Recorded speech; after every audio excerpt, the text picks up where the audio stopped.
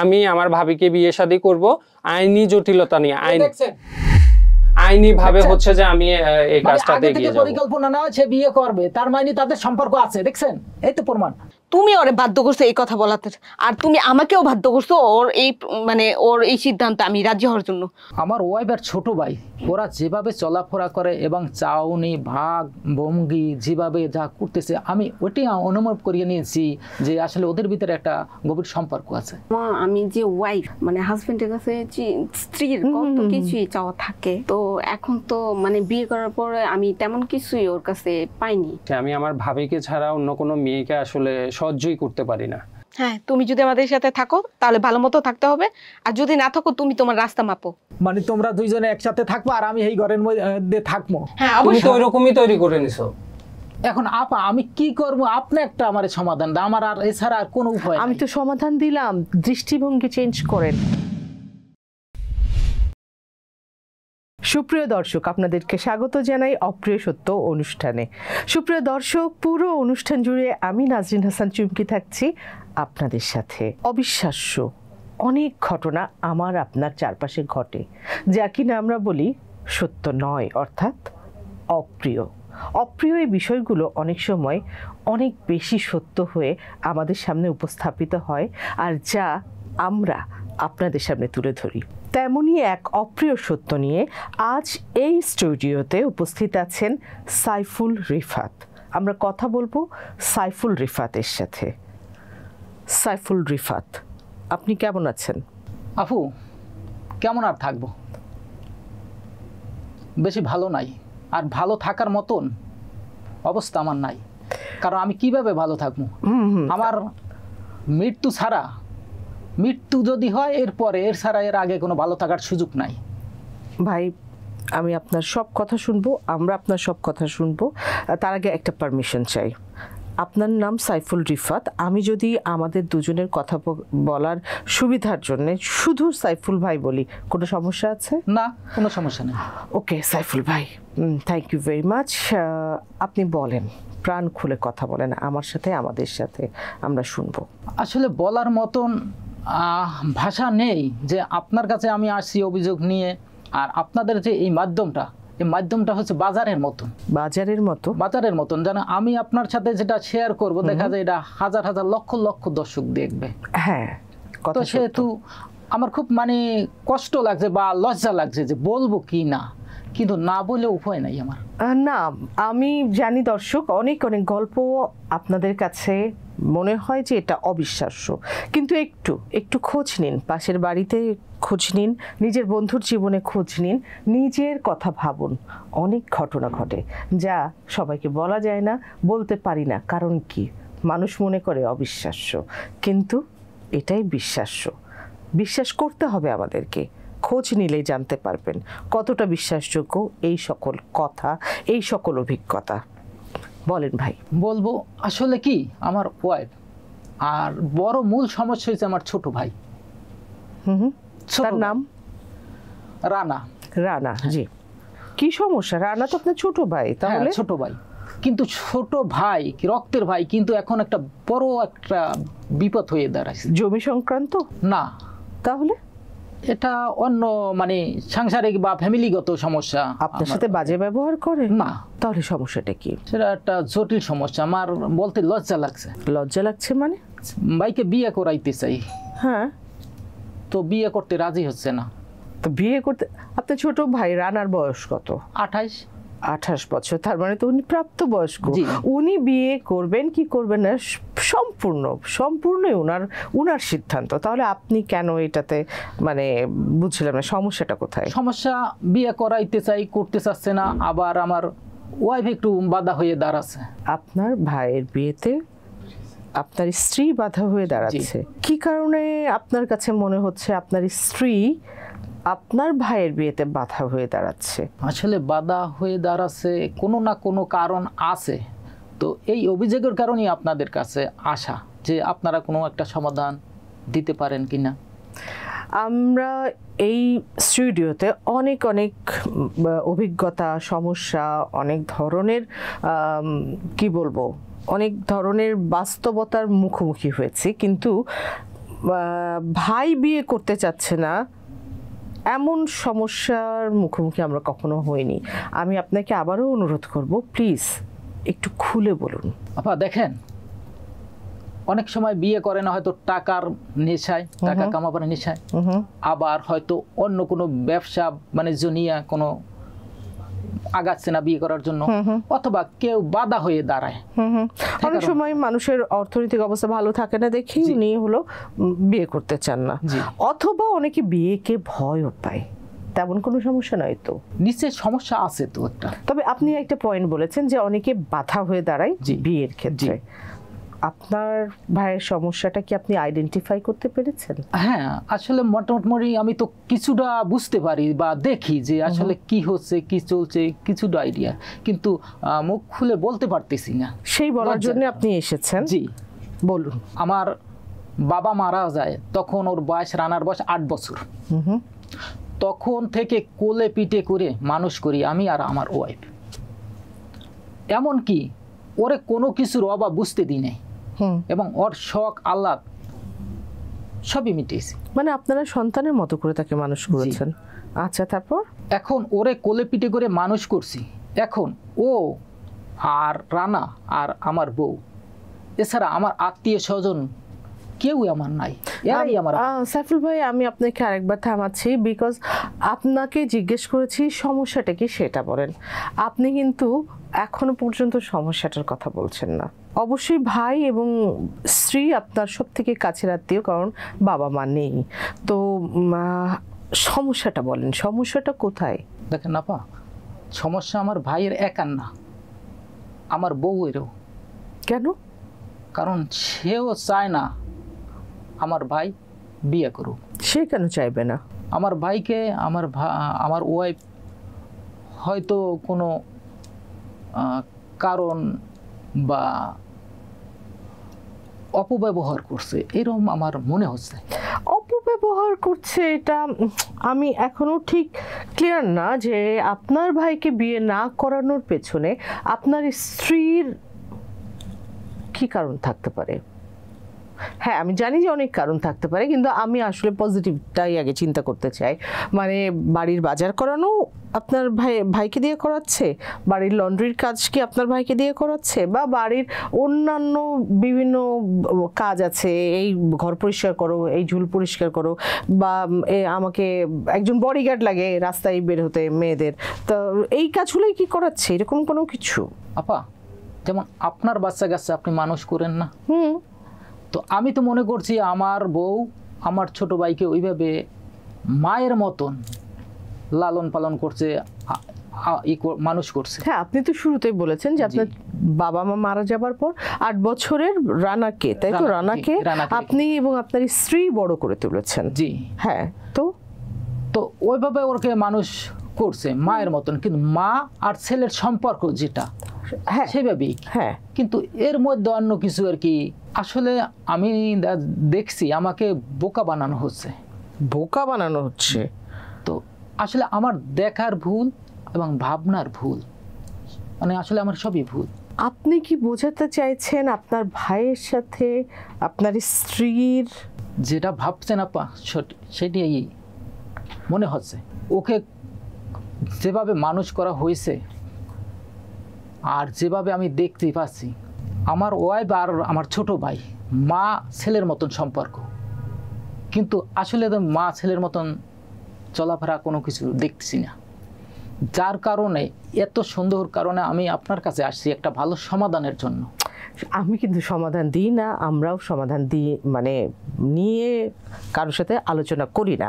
আমাদের কাজ সেটা হলো সমস্যাগুলোকে তুলে ধরা।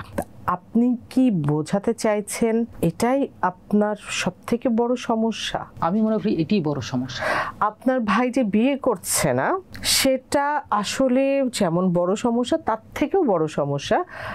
আমি যদি একদম স্ট্রেইট বলি, আপনার স্ত্রীর সাথে আপনার ভাইয়ের বিবাহ বহির্ভূত কোনো রিলেশন আছে, সেটা আপনি আশঙ্কা করছেন, এটাই সবথেকে বড় সমস্যা। এটাই বড় সমস্যা। এবং আপনার ভাইয়ের বিয়েটা হয়ে গেলে এই সমস্যাটা দূর হওয়া সম্ভব, তাই তো? জি।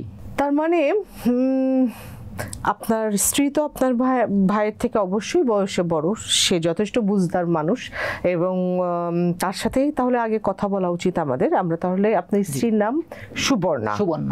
সুবর্ণার সাথে আমরা একটু কথা বলি, হ্যাঁ বলেন, বোঝার চেষ্টা করি হ্যাঁ। আসলে ওদের সম্পর্কটা কি বা সমস্যাটা কি, ওনার কাছেও তো অন্য উত্তর পেতে পারি আমরা, তাই না দর্শক? সেই কারণে আমরা এখন কথা বলবো সুবর্ণার সাথে। সাইফুল ভাই কিছু মনে করবেন না, আপনি শুধুমাত্র সন্দেহের বশবর্তী হয়ে একজন মানুষকে এই ধরনের অপবাদ দিতে পারেন না। আপনি বলছেন আপনি সন্দেহ করছেন এবং সেই সন্দেহটা নিয়ে আপনি স্টুডিওতে হাজির হয়ে গেলেন, আমাদের সাথে কথা বলছেন, তখন প্রায় স্পষ্টভাবে বুঝিয়ে দিচ্ছেন যে একজন মানুষ, সুবর্ণা আপনার স্ত্রীর নাম, তার সাথে আপনার ছোট ভাইয়ের রিলেশন। এটা হয় আমি জানি, কিন্তু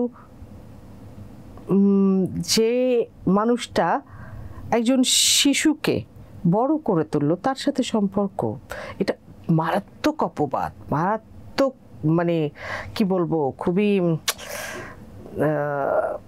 বাজে শোনাই আসলে। আপনার কাছে কোনো প্রমাণ আছে? দেখেন আপা, প্রমাণ লাগে না। আপনার হাজবেন্ড যদি কোথাও কারো সাথে রিলেশন করে, কোথায় কি করে, এটা তো আপনার মোটামুটি ধারণা হয়ে যায় যে সে কি করতেছে। কিভাবে ধারণা হয়ে যায়? সন্দেহ করব, সন্দেহ করে অশান্তি করব, ভুল বুঝবো, নিজে অসুস্থ হয়ে যাব। কিছুটা তো আপনি বুঝতে পারেন যে আমার স্বামী কি করতেছে, তো তেমনই। হ্যাঁ, সেগুলো কিছুটা কিভাবে বোঝা যায়? আপনি কিভাবে বুঝেছেন আমাকে সেটা বলেন, যেহেতু আপনার কাছে কোনো প্রমাণ নেই। না, প্রমাণ নেই, প্রমাণ লাগে না। আমি এই যে ছোটবেলা থেকে ওরা মানুষ করছে, লালন পালন করে, এখন যেভাবে দেখতেছি আমার ওয়াইফের ছোট ভাই, ওরা যেভাবে চলাফেরা করে এবং চাউনি ভাগ ভঙ্গি যেভাবে যা করতেছে, আমি ওইটাই অনুভব করিয়ে নিয়েছি যে আসলে ওদের ভিতরে একটা গভীর সম্পর্ক আছে। আবারও অনুমান শব্দটি ব্যবহার করলেন। আমি বয়স্ক হইতে পারি, কিন্তু জ্ঞান বুদ্ধি তো আমার শেষ হয়ে যায় না, চোখ দুইটা তো অন্ধ হয়ে যায় না। কিছুটা তো আমি বুঝতেছি, ওদের আচরণ, সব চলাফেরা, সব কিছু আমি তো দেখতে পাই। অনেক সময় আমরা ভুল বুঝে থাকি। আপনার আরেকবার বলছি, তেমনটা হচ্ছে না তো, যেহেতু আপনার কাছে কোনো প্রমাণ নেই। সুবর্ণা, আপনি কেমন আছেন? ভালো আর থাকলাম কোথায়, পাগলের সাথে সংসার করলে যা হয় আর কি, সারাটা দিন জাহান্নামের ভিতর দিয়ে আমার দিন পার হতে হয়। সুবর্ণা, আপনি তো জানেন না আপনার স্বামী আপনার সম্পর্কে একটি কি বলবো এটাকে, অভিযোগই নিয়ে এসেছে যে আপনি আপনার দেবরের বিয়ে হতে দিচ্ছেন না। তো এই কথাটার বা এই অভিযোগটার কতটা যুক্তি আছে আপনার মনে হয়? একদমই না। একদমই না? না। তাহলে আসল কারণটা কি? আসল কারণ বলতে কি, তাহলে আপনাকে বুঝিয়ে বলি বিষয়টা। আমার যখন বিয়ে হয়েছিল তখন আমার শাশুড়ি ছিল না, আমার শ্বশুর ছিল, আর ছোট্ট একটা বাচ্চা ছিল। এখন যে আমার দেবর, ছোট্ট একটা বাচ্চা ছিল। তো আমার বিয়ে হওয়ার কিছুদিন পরে আমার শ্বশুরও মারা যায়। তো ছোট্ট একটা দুধের বাচ্চা কি করব, তখন আমি ডিসিশন নিলাম যে আমরা তো বাচ্চা নেবই, তো আমরা আর বাচ্চা না নিয়ে আমাদের বাচ্চার মতো ওরে মানে লালন পালন করে বড় করি। তো সেজন্য সম্ভবত আপনার দেবর রানার বয়স যখন 8, তখন আপনার শ্বশুর শাশুড়ি দুজনেই মারা যায়। মানে আমার শাশুড়ি মারা যায় তার ছোট রেখা, তারপরে আপনার 8 বছর বয়সে আপনার শ্বশুরও মারা যায়। হ্যাঁ, আমার শ্বশুর 8 বছর বয়সে মারা যায়। তারপর আমি ভাবলাম যে আমাদের তো বিয়ে হয়েছে বেশ অনেক দিন হয়েছে, তো আমরা কোনো বাচ্চা কাচ্চা নেবো না, এটি আমাদের বাচ্চা। সেই ভেবে আমি ওকে ছোট থেকে বড় করছি, নিজের মায়ের আদর স্নেহ দিয়ে বড় করলাম। তো এখন আল্লাহ দিলে সে বেশ ভালো বড় হয়েছে। তো আমাদের ছোট্ট একটা সংসারটা আল্লাহ দিলে বেশ ভালোই চলতেছে, আমার হাজব্যান্ড, আমি আর আমার দেবরটা। আচ্ছা। তো এখন দেবর লেখাপড়া করছে, মানুষের মতো মানুষ করছি। হ্যাঁ, দেখতেও হ্যান্ডসাম, ঠক সুন্দর, মানে অনেকটাই দেখতে ভালো লাগে। যে কোনো মেয়ে তাকে দেখলে চুজ করবে, মানে পছন্দ করবে আর কি। তো এই ক্ষেত্রে আমার দেবর তো আর সে যে আমার কাছে বড় হয়ে গেছে সেটা তো আর সে বুঝতেছে না, বা আমিও বুঝতেছি না সে আমার কাছে বড় হয়ে গেছে। আমি তো মনে করতেছি আমাদের সেই ছোট্ট বাচ্চা এখনো ছোট্টই রয়ে গেছে। তো এদিক দিয়ে আমার দেবর আমার মানে আমাকেও খুব ভালো চোখে দেখে, আমি ওকে নিজে সন্তানের মতোই দেখি। এটা আবার আমার হাজবেন্ড মানতে পারতেছে না, মানে ও মানে বয়স হয়েছে না, ওই বয়সের সাথে আর কি ওনার মানে চিন্তা ভাবনাও আর কি পাগলের মতো আর কি, উনি কি দেখতে কি বলে এরকমটা আর কি। আচ্ছা আচ্ছা আচ্ছা, আপনি বলতে চাচ্ছেন যে আপনার হাজবেন্ডের বয়সের সাথে সাথে এক ধরনের পাগলামি শুরু হয়েছে, কিন্তু এই পাগলামিটা তো আগে ছিল না, এবং ওনারকে দেখে তো খুব বেশি বয়সী মনে হয়নি, উনি সর্বোচ্চ বয়স হলেও 55 এরকম বয়সী মনে হয়েছে। তো এটা তো কোনো ব্যাপারই না, এটা তো কোনো বয়সই না। অ্যাকচুয়ালি ও ঘাবড়ায় কোন বিষয়তে বা সন্দেহ কোন বিষয় থেকে, উনি একটু মানসিক প্রবলেম মানে সেন্সিটিভ প্রবলেম আছে। আচ্ছা, আরেক কথা হচ্ছে আমার যে ডাক্তার বলেছে? হ্যাঁ, ডাক্তার আচ্ছা, টেস্টের রিপোর্টে আসছে। তো আমার দেবর আমাকে এখনো সে ওর মায়ের মতোই ভাবে আর কি। তো ওকে এখনো আমার মানে হাতে ভাত মাখায় খাওয়াইতে হয়, মানে ওরে এখনো আমার গোসল করাই দিতে হয়, ওর কাপড় চোপড় সব কিছু আমার সেভ করে দিতে হয়। ও কলেজে যাবে সেটাও আমার মানে টিফিন গুছিয়ে দিতে হবে, ব্যাগ গুছিয়ে দিতে হবে, সবটাই। তো আমিও আমার নিজের মায়ের যে মাতৃত্ব একটা মানে স্বাদ, ওইটাও আমি মানে ওর দিক দিয়ে আমি পাই আর কি। হ্যাঁ, তো ওরে ভাত মাখায় খাওয়া দাওয়া ওই বিষয়টাও মানতে পারে না আপনার হাজবেন্ড? হ্যাঁ হ্যাঁ হ্যাঁ, ও মানতে পারে না। ওর মানে এখন আপনার কেয়ারিং গুলো আপনার হাজবেন্ড ওইভাবে মেনে নিতে পারে না? হ্যাঁ, ওইটাই পারছে না। এটাই তার সন্দেহের কারণ। চাইতেছে যে মানে ওরে রাইখা আমি যেন দেবরে মানে এতটা একটা রেসপেক্ট না করি। মানে আপনার কথা শুনে আমার কাছে যেটা মনে হলো, যেহেতু দেবরটাকে আপনি সন্তানের মতো মানুষ করেছেন, সুতরাং মায়ের কাছে সন্তান তো কখনো বড় হয় না, তাই আপনার দেবরের এখনো বিয়ের বয়স হয়নি এই বোধটাই আপনার মধ্যে কাজ করে। আর আপনার হাজব্যান্ডের চোখে আপনার দেবর অলরেডি সে ম্যাচিউরড হয়ে গেছে, তার ভাবির সাথে তার কি সম্পর্ক, মানে আপনাদের মূল প্রবলেম কি এটা? না, একদমই এই কথা ওর চিন্তা ভাবনা যুক্তিহীনতা, আমি এটাকে হ্যাঁ বলবো না। কারণ মানুষের চোখে দেখার মধ্যে ভুল থাকে, তাই না? আর আমি তো আমার সরল মনে, আমি মায়ের মনে আমি ওরে যা করার পর করি, মানে দেবরের সাথে মেলামেশা সম্পর্কটা আপনাদের। হ্যাঁ, তো ও কি দেখতে কি দেখে সেটা তো আর আমি জানবো। আর পাগল না হলে ভালো মানুষ কখনো নিজের আপন মায়ের পেটের ভাই, হ্যাঁ ছোট আপন মায়ের পেটের ভাই, ওর সম্পর্কে মানে আমি ওর ওয়াইফ এমন বাজে বিহেভ করতে পারে? যদি সে সুস্থ জ্ঞানে থাকতো তাহলে এরকম চিন্তা ভাবনা করতো না। ওকে আমি মানে এই বিষয়ে সাপোর্ট করতে পারতেছি না একদমই। আপনার হাজবেন্ডকে তার মানে আপনি বলতে চাচ্ছেন আপনার হাজবেন্ডের সকল সন্দেহ বা অভিযোগ সব ভিত্তিহীন? হ্যাঁ, অবশ্যই ভিত্তিহীন, এবং আমি সম্পূর্ণ ভুল ধরবো। এখন ও এমনটা করার আরেকটা কারণ আছে, ও বয়স হয়ে গেছে যেহেতু, হ্যাঁ, আর ও আমি যে ওয়াইফ, আমার তো একটা চাহিদা আছে, চাওয়া পাওয়া থাকে একটা, মানে হাজবেন্ডের কাছে স্ত্রীর কত কিছুই চাওয়া থাকে। তো এখন তো মানে বিয়ে করার পরে আমি তেমন কিছুই ওর কাছে পাইনি। তখন তো তার বয়স 55 ছিল না? না, তখন ছিল না, কিন্তু মানে আমার যে একটা মানে থাকে না যে ওই যে কত কিছু চাইতে থাকে। হ্যাঁ, বুঝতে পারছি। তার মানে কিন্তু এটা তো একটা বড় সমস্যা সুবর্ণা, আপনার হাজবেন্ড আপনাকে ভুল বুঝছে। আপনার আর আপনার দেবরের যে সম্পর্কটা সেটা খুবই সুন্দর, মধুর সম্পর্ক, স্নেহের সম্পর্ক বলছেন। তার মানে আপনারা দুজন একদিকে, আপনার হাজবেন্ড একদিকে, কিন্তু সম্পর্কের জায়গাতে তিনজন মানুষের যদি এমন দূরত্ব তৈরি হয়, এর পরিণতি কিন্তু ভয়াবহ হতে পারে। ভয়াবহ বলতে কি সেটা তো আমি বলতে পারবো না, তবে আমি এটা বলতে পারবো যে ওনার বয়স হয়েছে, মানে ওনার মানসিক প্রবলেম। আপনারা কত দিন ধরে ডাক্তার দেখাচ্ছেন? হ্যাঁ, প্রায় তো 1.5 বছর ধরে। 1.5 বছর ধরে? তার আগেও নিয়ে এসব বিষয়ে কথা বলতেন না? তার আগে একবার প্রবলেম হয়েছিল, তারপর না, আপনারা রানাকে নিয়ে এর আগে 1.5 বছরের আগে কোনো কথা বলতেন উনি? না তেমন একটা বলতো না, মানে ইদানিং এখন যে পরিমাণে বলতেছে আগে তেমনটা বলতো না, আগে একটু বলতো তারপর বোঝানোর পরে ঠিক হয়ে যেত, কিন্তু ইদানিং বেশি মানে এই প্রবলেমটা বেশি দেখা যাচ্ছে ওর মাঝে।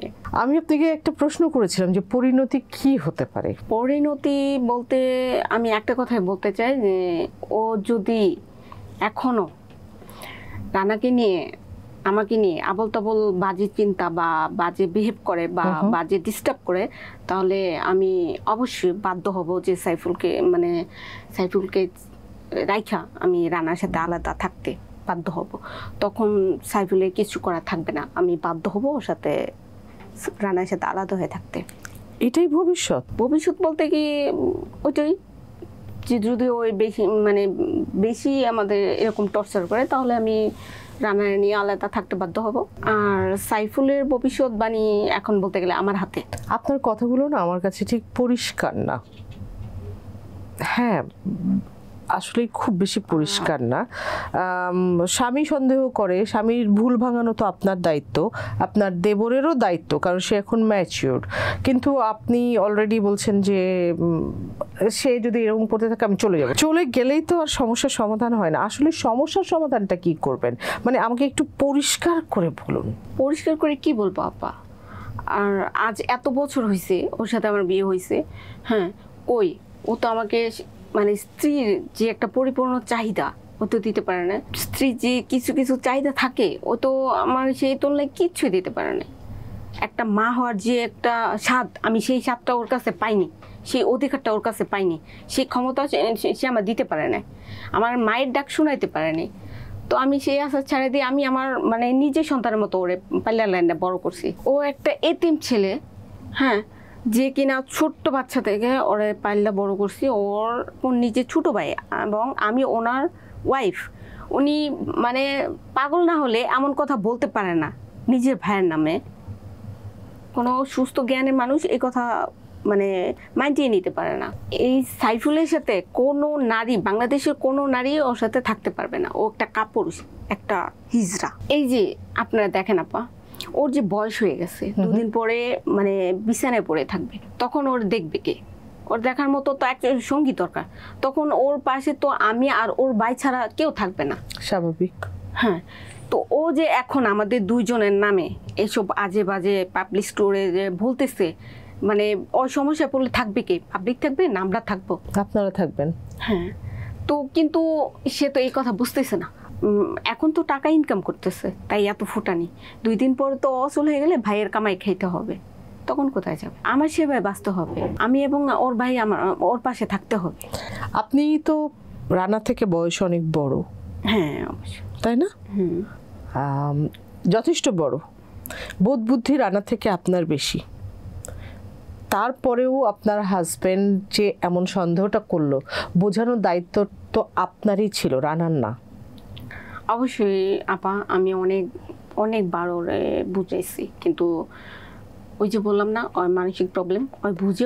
আবার রানার যদি আপনার বিয়ে হয়, রানা এখন পড়াশোনা করছে, বড় ভাই বিয়ে দিতে চাচ্ছে, সেটা একান্ত বড় ভাইয়ের ব্যাপার, তাহলে তো আপনাদের আর একটা সঙ্গী আসে, তা ভালো হয় না? হাজবেন্ডের সামনে রানার স্ত্রী আছে, আপনার স্বামী আছে, আপনাদের সম্পর্কটা অনেকটা সুন্দরভাবে মানে সুখের সংসারটা গোছানো হয়ে যায় না? আপনি সেখানে কেন বাধা দিচ্ছেন? এখানে আমি চাই না রানা এখন বিয়ে করুক। কি কারণ? আর এই ছেলে বিয়ে করবে কিভাবে? ও তো এখন লেখাপড়াই শেষ করেনি, নিজের পায়ে নিজে দাঁড়াইতে পারে না, চাকরি বাকরি কিছুই করে না। ও সংসার সম্পর্কে কি জানবে, কি বুঝবে? আমরা একবার রানার সাথে কথা বলি, দেখি। আমার মানে আপনার রানার ডাইকাই না জিজ্ঞেস করলেই হবে, ভালো হবে। সংসার চালায় আমি, সাইফুলও সংসার চালায় না, রানাও সংসার চালায় না। এই যে সাইফুল পাবলিকের সামনে আমার মানে এই যে আজে বাজে কথা বলতেছে ওর ভাইরে নিয়ে, তো আমিও মানুষরে জানাই দেব যে ও কতটা অসুস্থ। জি জি। সুপ্রিয় দর্শক, এখন আমরা কথা বলতে যাচ্ছি রানার সাথে, সাইফুলের আপন ছোট ভাই এবং সুবর্ণার দেবর। রানা, আপনাকে স্বাগত জানাই অপ্রিয় সত্য অনুষ্ঠানে। আজ আপনি এখানে কেন বসা, এটা আপনি নিশ্চয়ই জানেন। জি আপু, আসলে কেন বসা সেটা আমি জানি, আমি এটার জন্য প্রস্তুত ছিলাম না, কিন্তু আমি আসলে আমার মনে হচ্ছে আমি এমন একটা লাইফ লিড করি যেটা মানে লিড করার কথা না। আমার কেন জানি মনে হয় আমার অনেক আগে একবার জন্ম হয়েছিল, যার কারণে আমার চিন্তা ভাবনাগুলো একদমই পুরাতন।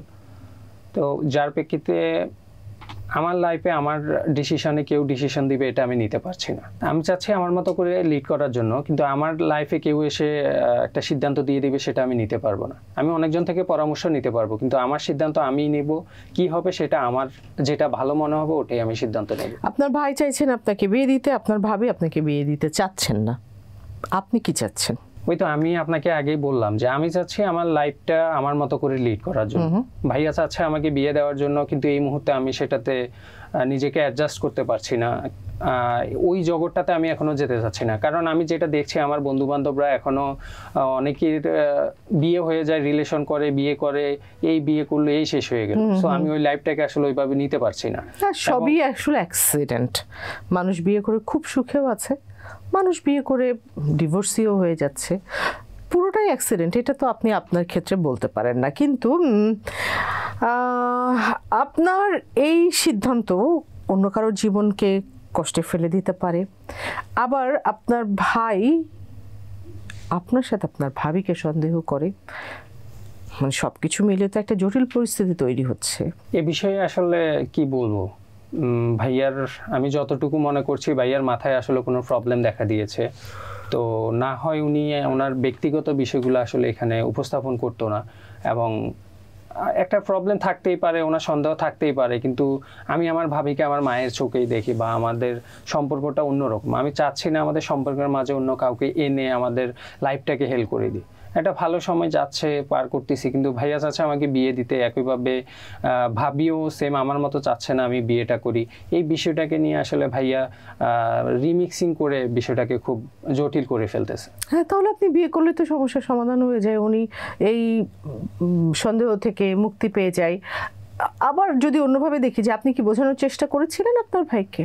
আমি আসলে বোঝানোর চেষ্টা অনেকভাবেই করেছি, এবং ভাবিও চেষ্টা করেছে, কিন্তু ভাইয়ার মাথায় আসলে কি হচ্ছে, কি চলতেছে আমি বুঝতেছি না। আপনার ভাইয়ের নাকি মাথায় সমস্যা আছে বা সাইকোলজিক্যাল প্রবলেম আছে, আপনারা কি ডাক্তার দেখাচ্ছেন? না, ভাইয়াকে আসলে ডাক্তার দেখানো হয়নি, তবে আমাদের মনে হচ্ছে খুব দ্রুত ভাইয়াকে একজন সাইকোলজিস্টকে দেখাইতে হবে। অযথা সংসারে ঝামেলা বাড়ছে, আর ভাইয়া আমাদের ব্যাপারটাকে খুব ইজিলি নিতে পারতেছে না, এবং এটা নিয়ে অনেকভাবে সন্দেহ করছে। অভিযোগটা কিন্তু অনেক গুরুতর, রানা। তা আমি বুঝতে পারছি, কিন্তু আসলে এটাকে যে প্রুভ করব সেই সিচুয়েশন আমার হাতে নেই এই মুহূর্তে। আমাকে আসলে যে যাই বলবে আমি সবকিছুই শুনতে রাজি আছি, কিন্তু আমার সিদ্ধান্ত একান্ত আমিই নেব। আপনার প্ল্যানটা কি সেটা কি আপনি আমাদের সাথে শেয়ার করতে পারেন? আমার সাথে, আমাদের সাথে? প্ল্যান বলতে আসলে আমার তেমন কোনো প্ল্যানিং নেই, কেননা আমি চাচ্ছি ভাইয়া তো এখন একটা প্রবলেমের মধ্যে আছে, আর আমাদের সংসারটা এমনি এখন ঝামেলার মধ্যে যাচ্ছে। ভাইয়া বারবারই চাচ্ছে আমাকে বিয়ে দেওয়ার জন্য। এখন আমাদের এই প্রবলেমের মাঝে আমরা যখন আরেকজনকে নিয়ে আসবো, তখন আমাদের প্রবলেমটা আরও বেড়ে যাবে। সো এই মুহূর্তে আমি চাচ্ছি না প্রবলেমটা বাড়ুক, ভাইয়া একটু সুস্থ হোক, কিংবা দেখা যাক ভাইয়া কি করছে, কোথায় কতটুকু আগিয়ে ভাইয়া কতটুকু যেতে পারছে, সেটার উপর ডিপেন্ড করে আমরা একটা সিদ্ধান্ত নেব। এই মুহূর্তে আসলে বেসিক্যালি সঠিক কোনো সিদ্ধান্ত দেওয়া পসিবল না। আসলে আমি আমার ভাইয়ার ভাবিকে অনেক বেশি পছন্দ করি যে ফ্যামিলি মেম্বার হিসাবে। এখন আমার আসলে একটা ফোবিয়াতে আমি আক্রান্ত হয়ে গেছি। আমি আমার ভাবিকে ছাড়া অন্য কোনো মেয়েকে আসলে সহ্যই করতে পারি না। এক্ষেত্রে হচ্ছে যে অন্য কোনো মেয়ে এসে আমার সাথে সংসার করবে, সেটা তো কোনোভাবেই পসিবল না। তাহলে কি আপনার ভাই যে অভিযোগ এনেছে কতটা সত্য? ভাইয়া আমাদের বিষয়গুলোকে যেভাবে নিচ্ছে, এটা একজন নর্মাল মেন্টালিটির মানুষ কোনোভাবেই নিতে পারবে না। ভাইয়া আমাকে যেভাবে চিন্তা করছে, এটা আসলে একজন পাগলের পক্ষেই পসিবল। আর এভাবে যদি চলতে থাকে, ভাইয়া যদি সুস্থ না হয়, তাহলে আমার হচ্ছে ভাইয়ার কথাগুলো এই কান দিয়ে ঢুকিয়ে ওই কান দিয়ে বের করে দেওয়া ছাড়া আমার হাতে অন্য কোনো অপশন থাকবে না। আপনি বলছেন আপনার ভাই সাইকো পেশেন্ট, আপনার ভাবি মানে বলছেন সাইকো পেশেন্ট, আবার বলছেন পাগলের প্রলাপ।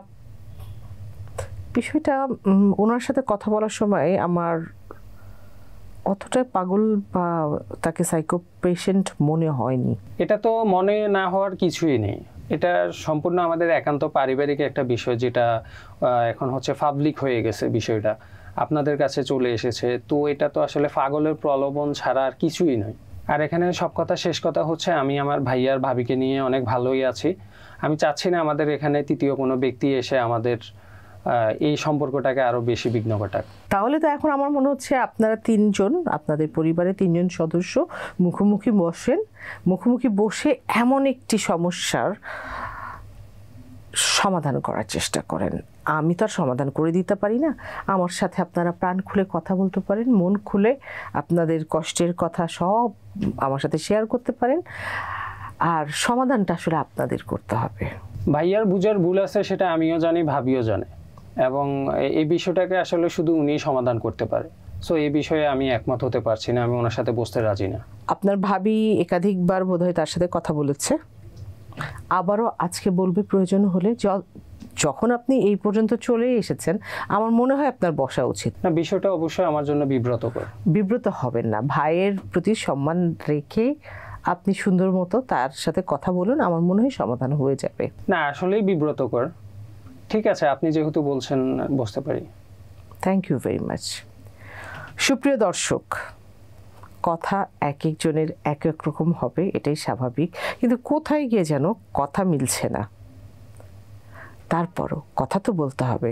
পরিবারের তিনজন সদস্য এবার প্রাণ খুলে কথা বলুক, দেখুক সমস্যার সমাধান হয় কি না, অথবা অভিযোগ কতটা সত্য কতটা মিথ্যা। সুপ্রিয় দর্শক, এখন এই স্টুডিওতে উপস্থিত আছেন একই পরিবারের তিনজন সদস্য, মাত্র তিনজন সদস্য, অথচ একজনের প্রতি আরেকজনের বিশ্বাসের ভিতটা কেমন যেন নড়বড়ে হয়ে গেছে। আর তাই কথা বলানোর জন্যই আপনাদেরকে স্টুডিওতে আনা হয়েছে। আপনারা কথা বলুন, সমস্যার সমাধান করার চেষ্টা করুন, সুখে থাকুন, এটাই আমাদের সব থেকে বড় প্রত্যাশা। আপা, আপনিও তো একই ভুল করলেন। আমি কি দুইজন একসাথেই বসাইলেন, আমাদের নিয়ে যে সমস্যাটা, এই সমস্যাদের কাছে একই জায়গায় করলেন। এই যে দেখেন, এই মহিলাই আমার স্ত্রী দুশ্চরিত্রা, আর এই ছোট ভাইকে এমনভাবে মানুষ করছে কোলে পিঠে করিয়া, বলতে পারবে না যে বড় ভাই, কিন্তু অথচ বড় ভাইয়ের সাথে এই দুশ্চরিত্রা মহিলা, এই বিয়ার জন্য এত কিছু করলাম, এই মহিলা বাধা হয়ে দাঁড়াইল। সাইফুল ভাই এখনো প্রমাণিত হয়নি যে আপনার স্ত্রী দুশ্চরিত্রা, সুতরাং এই শব্দটাকে বাদ দিয়ে কথা বলুন। এছাড়া কি বলবো আপা, এরা যে ঘটাইতেছে আর যা করতেছে, আমার আর লজ্জা এবং আমার কোনো ভাষা নেই কথা বলার। এখন আপনার কাছে আসলাম, কিন্তু এরাও আপনার কাছে আসলো, আর এরাই একই কথা বলতেছে, তার মানে হচ্ছে এরা দুইজন একসাথে একযোগে। হ্যাঁ, কিন্তু আপনাকে আরেকটা বিষয় ক্লিয়ার করে দিই, আমাদের এখানে যারা বা যিনি অভিযোগ আনেন তাকে আমরা একটু আলাদাভাবে রাখি, আর যাদের বিরুদ্ধে অভিযোগ আনা হয় তারা দুজন একত্রে থাকে। এটাই হলো এই প্রোগ্রামের সিস্টেম। সুতরাং আমি ইন্টেনশনালি এটা করি নাই, এটা একান্তই আপনার দৃষ্টিভঙ্গির ব্যাপার বা আপনার ভাবনার ব্যাপার। আপু কি বিষয়টা চিন্তা করতে পারতেছেন? উনি এইখানে এসে জাস্ট আমরা প্রোগ্রামে বসলাম, এই বিষয়টাকে উনি নেগেটিভ নিয়ে গেছে। তাহলে চিন্তা করেন, আমরা বাসায় চলতে গেলে উনি কি কি করতে পারে, এখন বাসায় থাকতে গেলে আমাদের কত কাজ একসাথে করতে হয়, একসাথে থাকতে হয়, অনেক কিছু আমাদের মেনটেন করে চলতে হয়। সো সিম্পল এই বিষয়টাকে যদি উনি এইভাবে নেয়, আমরা তুমি নিজের ভাই, হ্যাঁ, তুমি সামনাসামনি দেখো কি মানে কি চিন্তা করে আমার নিয়ে। হ্যাঁ, আর মানে আমি পাগল কেন বলি তোমার বাইরে?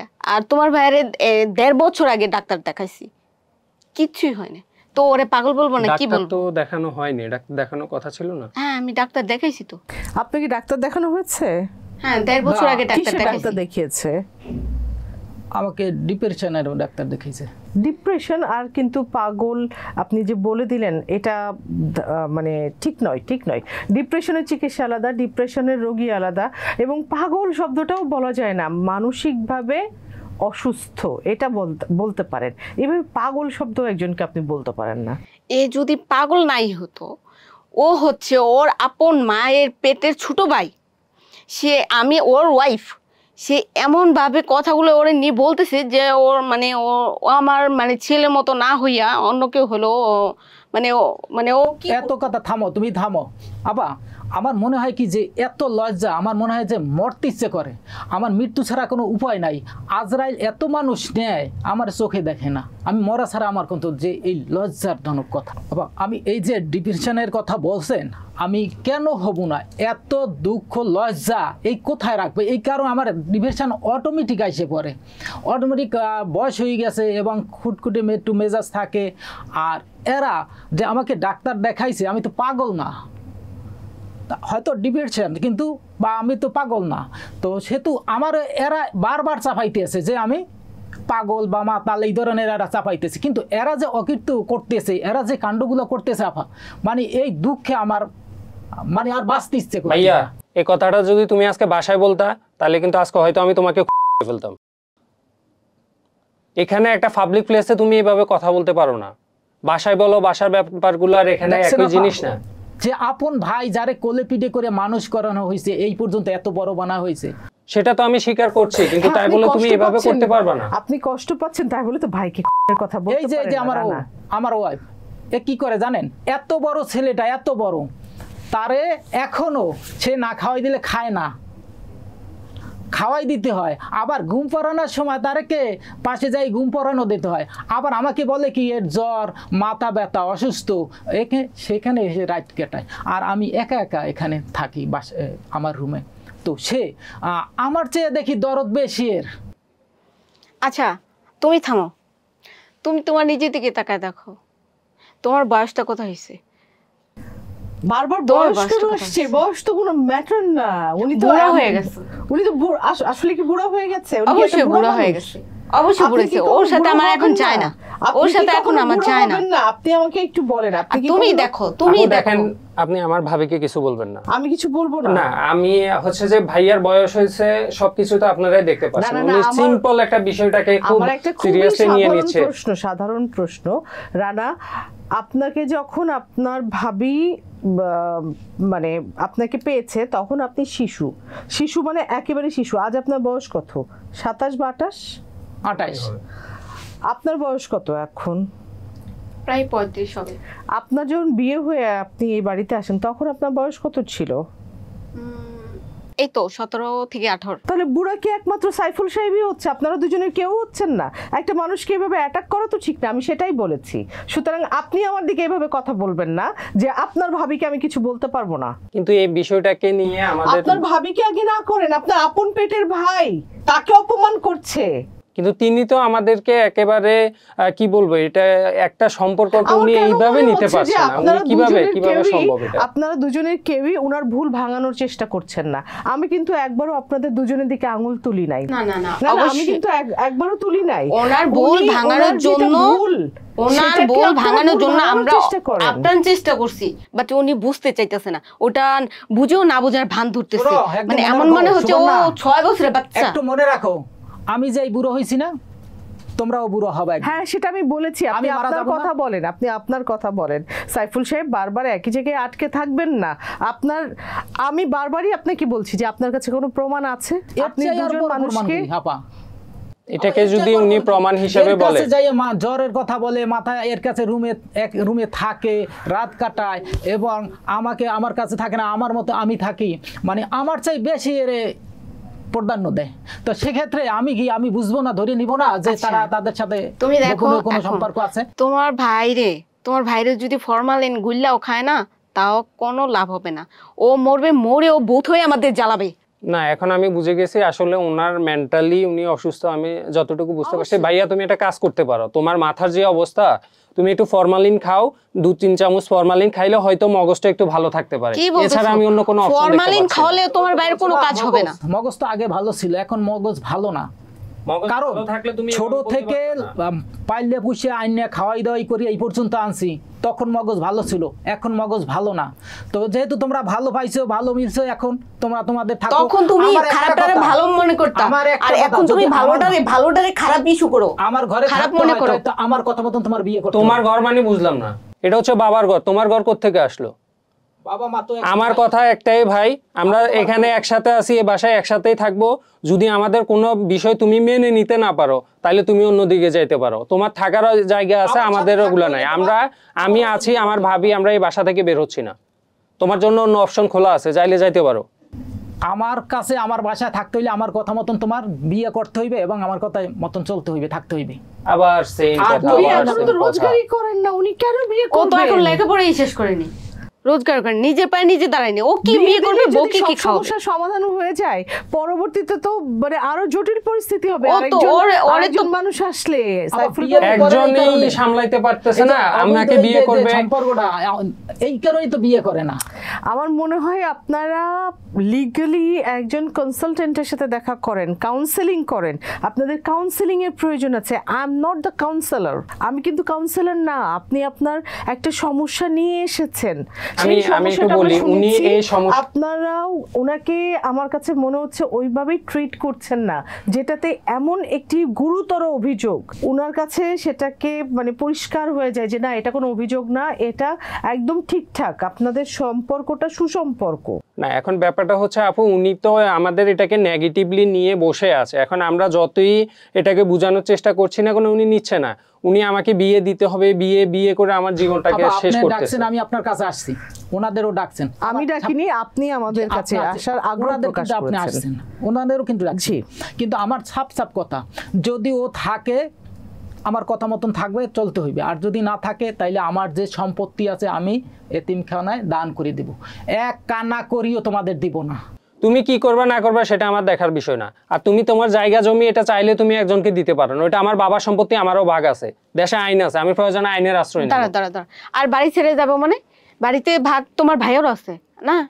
তোমার বাবার দুইটা সন্তান সম্পত্তি তো তোমার একা দিয়ে জানে, একা দিয়ে গেছে, তোমার ভাইয়েরও ভাগ আছে। আমি প্রয়োজনে আইনের আশ্রয় নেব। ভাই, তোমার যদি প্রবলেম হয়, তোমার যদি আমার বিয়ে একান্ত এতই বিয়ে তুমি বিয়ে করো। যাচ্ছে, তুমি নিজে একটা বিয়ে তুমি করো, বিয়ে যাও। ও তার মানে হয়েছে কি তুমি এরে ছাড়বা না? এর তো তুমি তো প্রমাণ হয়ে এটা গেছে। শুরু থেকেই বলতেছো। তার মানে হয়েছে তারা ছাড়বে না, মানে আমার আরেক জায়গায় কেন বিয়ে করতে হবে। ছাড়বে? এই যে তাদের বললো।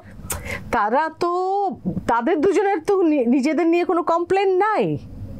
না, এখনই বললো যে আমি আরেক জায়গায় বিয়ে করবো, তার মানে তুমি হচ্ছে তো তারা- ওটাই চাচ্ছ, তুমি আমার বিয়ে নিয়ে এই যে পড়ে আছো, ছোট আমি ভাইয়েরা বাসা থেকে আমার বের হয়ে যাব, এরা- সম্পত্তি দিবে না, সব তো তুমিই বলতেছো। একটু অন্যভাবে দেখার চেষ্টা করেন। এখন বিষয়টা হলো যে আমার হাতে এক গ্লাস পানি আছে, এই পানিটা আমি হাতে নিয়ে চিন্তা করছি এটাতে কি চিনি মেশানো আছে নাকি লবণ মেশানো আছে। কারণ চিনি মেশালেও যেমন চেহারা থাকবে সাদা, লবণ মেশানো থাকলেও তাই। এখন সেটা তো আমি খাওয়ার পরে না টের পাবো যে চিনি না লবণ আছে। কারণ আপনি সিপ না দিয়ে যদি ভাবতে থাকেন, ভাবতে ভাবতে ভাবতে ভাবতে আপনি নিজে অসুস্থ হয়ে যাবেন, আপনার তৃষ্ণাও মিটবে না, আপনার কিন্তু জিনিসটার সমাধানও হলো না। তাই এইভাবে না ভেবে, একইভাবে না দেখে অনেক সময় অনেক কিছু অনেক রকমের মনে হয় সাইফুল সাহেব, সেটাকে আর একটু অন্যভাবে ভাবেন, আপু, এসব আসলে ইতিবাচকভাবে ভাবেন। ভাবার পর দেখবেন হয়তোবা বিষয়টা অন্যরকম। কালার যখন যে আপনার কাছে কালো ছিল, সেটা হয়তো একটা পিঙ্ক কালার চলে আসছে, সেটা হয়তো একটা ব্লু কালার চলে আসছে, যা আপনাকে আরাম দিচ্ছে। এখন আপা আমি কি করব? আপনি একটা আমার সমাধান দাও, আমার আর এছাড়া আর কোনো উপায় আমি নাই। তো সমাধান দিলাম, দৃষ্টিভঙ্গি চেঞ্জ করেন, ভাবনার প্যাটার্নটা চেঞ্জ করেন, আপু, ওনাকে আসলে দেখার চেষ্টা করেন, আরেকবার ভাবেন। ওনাকে এসব বলে আসলে লাভ হবে না, অনেক কারণ ওই দিন দিন যাবত শেষে এগুলো আমাদের বোঝাচ্ছি, ডাক্তার দেখাচ্ছি, মানে কোনো সমস্যা নাই। ও যেটা সঠিক সেটা ভুল দেখে, যেটা ভুল সেটা আমাদের সঠিক। আপনাদের গ্রামের relation বাসায় নিয়ে হ্যাঁ, হ্যাঁ, আমাদের আমাদের গ্রামের বাসায় রিলেশন একটা হচ্ছে কথা আছে মা যে ছেলের বিচার মতো। মানে আমি যেটা এখনো দেখি, বিচার মানে বিচার মানি তাল গাছ আমার, বিষয়টা হচ্ছে ওনার কাছে ওই রকমই। আপনাদের একটা মানে প্রশ্ন করার ছিল, সাইফুল সাহেবের বাইরে আপনাদের দুজনের এই মা ছেলে বা আপনাদের দুজনের ভাবি দেবর এই সম্পর্কগুলো নিয়ে অন্যদের কাছ থেকে কি কোনো বাঁকা কথা শুনতে হয়েছে? অবশ্যই না। কেউ তো বিষয়টাকে নেগেটিভলি নিচ্ছে না। এখন শুধুমাত্র উনি আমাদের বিষয়গুলোকে এই ব্যাপারটা উনি মানুষের কাছে মানে এরকম ছড়াইতেছে করে ফেলছে। এই যে এখন আপনার কাছে আসলো, দেখলো, সবাই জানলো, এরপর আস্তে আস্তে একজন জানবে, দুজন জানবে, এরপর আমাদের ইমেজটা কোথায় যাবে? মানুষ তোদের কি বলবে? তোরা তো চোরের মতো থাকোস, মানুষ বলবে তো আমারে বলে, কারণ আমি বড় গার্জিয়ান আছি, আমি আমারই সব কিছু বলে যে এই ঘটনা এই করতে আছে, এই হইতে আছে, তোকে বাঁচতে আছে না। সবই তোমারে বলে, আমাদের কেউ কিছু বলে না, আমাদের কোনো কিছুই, সবকিছুই তোমার কাছে খারাপ লাগে।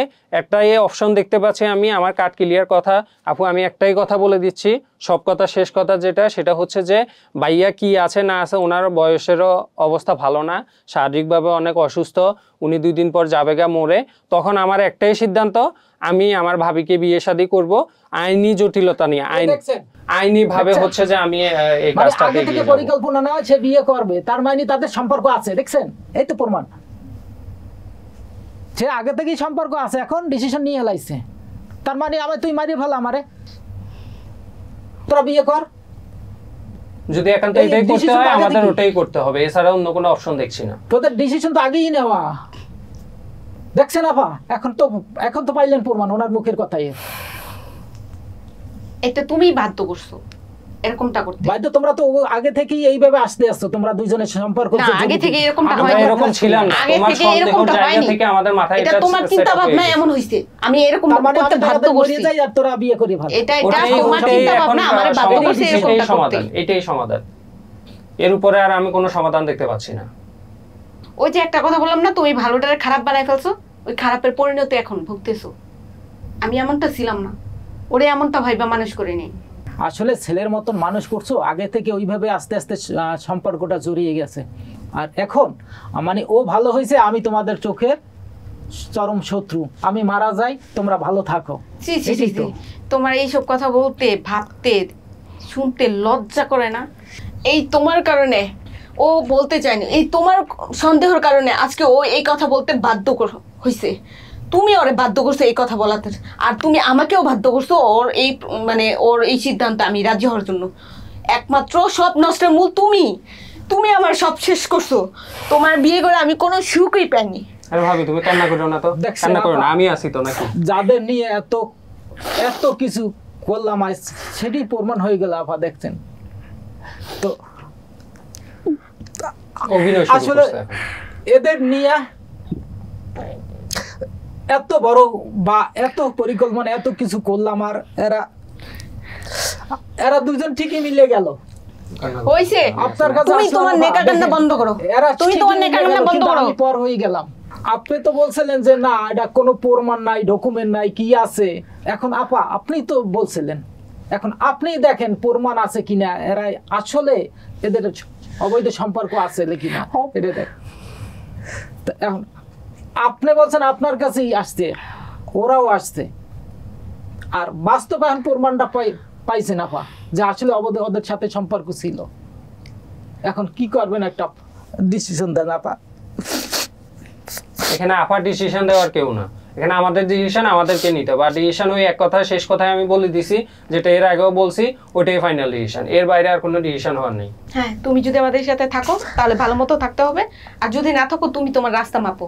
মানে তোমরা দুইজনে একসাথে থাকবো আর আমি এই ঘরের মধ্যে থাকবো। হ্যাঁ তুমি তো ওইরকমই তৈরি করে নিছো, ওইরকমই তো করতে হবে। একটু মায়া লাগলো না যে তোদের এত বড় করলাম, এত কিছু করলাম, আজ তার বুকে আঘাত করলি আর তারে অপমান করলি, আর তারা তোর যে এক হইলি আর আমি পর হয়ে গেলাম। এত মায়া শিখাইতে আসো না ভাইয়া, এত মায়া সব ভালো লাগে না, এত মায়া নিয়ে এখন আর ভাবা যায় না। সুপ্রিয় দর্শক, আমরা খালি চোখে সরলভাবে অনেক সময় যা কিছু দেখি তা সরল নয়, বা খালি চোখে যা দেখা যায় তার রংটাও অনেক সময় ভুল দেখে থাকি। আর তাই দেখার সময় সঠিকভাবে দেখার চেষ্টা করতে হবে, বুদ্ধি দিয়ে, আবেগ দিয়ে নয়। এমন অনেক ঘটনা আমাদের চারপাশে ঘটে থাকে যা সত্য মনে হলেও অপ্রিয় সত্য, যা আমরা সবার সাথে শেয়ার করতে পারি না, সবাইকে বলতে পারি না, সকল সময় সহ্য করতে পারি না। তবে হ্যাঁ দর্শক, এই অপ্রিয় সত্য অনুষ্ঠানের প্রত্যেকটি গল্প সত্য, আর প্রত্যেকটি চরিত্র কাল্পনিক।